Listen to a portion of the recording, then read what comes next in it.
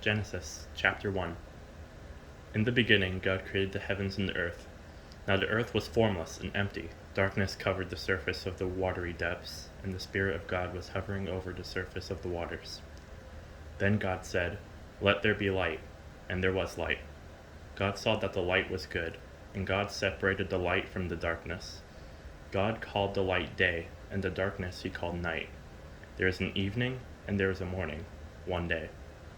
Then God said, "Let there be an expanse between the waters, separating water from water." So God made the expanse and separated the water under the expanse from the water above the expanse. And it was so. God called the expanse sky. Evening came and then morning, the second day. Then God said, "Let the water under the sky be gathered into one place, and let the dry land appear." And it was so. God called the dry land earth, and the gathering of the water he called seas. And God saw that it was good. Then God said, "Let the earth produce vegetation, seed-bearing plants and fruit trees on the earth, bearing fruit with seed in it according to their kinds." And it was so. The earth produced vegetation, seed-bearing plants according to their kinds, and trees bearing fruit with seed in it according to their kinds. And God saw that it was good. Evening came, and then morning, the third day. Then God said, "Let there be lights in the expanse of the sky to separate the day from the night. They will serve as signs for seasons and for days and years. There will be lights in the expanse of the sky to provide light on the earth." And it was so. God made the two great lights, the greater light to rule over the day, and the lesser light to rule over the night, as well as the stars. God placed them in the expanse of the sky to provide light on the earth, to rule the day and the night, and to separate light from darkness. And God saw that it was good. Evening came, and then morning, the fourth day. Then God said, "Let the water swarm with living creatures, and let birds fly above the earth across the expanse of the sky." So God created the large sea creatures and every living creature that moves and swarms in the water, according to their kinds.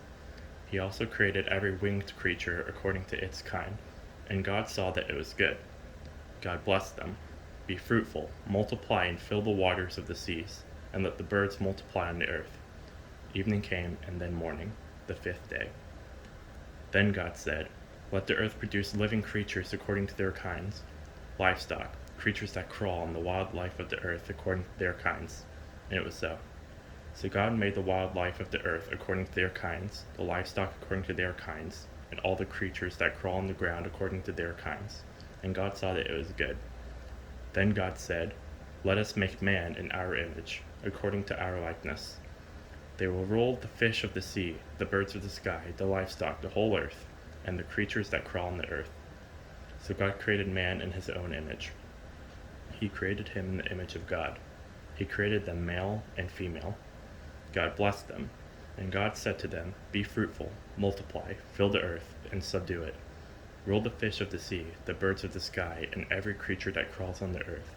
God also said, "Look, I have given you every seed-bearing plant on the surface of the entire earth, and every tree whose fruit contains seed. This will be food for you, for all the wildlife of the earth, for every bird of the sky, and for every creature that crawls on the earth. Everything having the breath of life in it, I have given every green plant for food."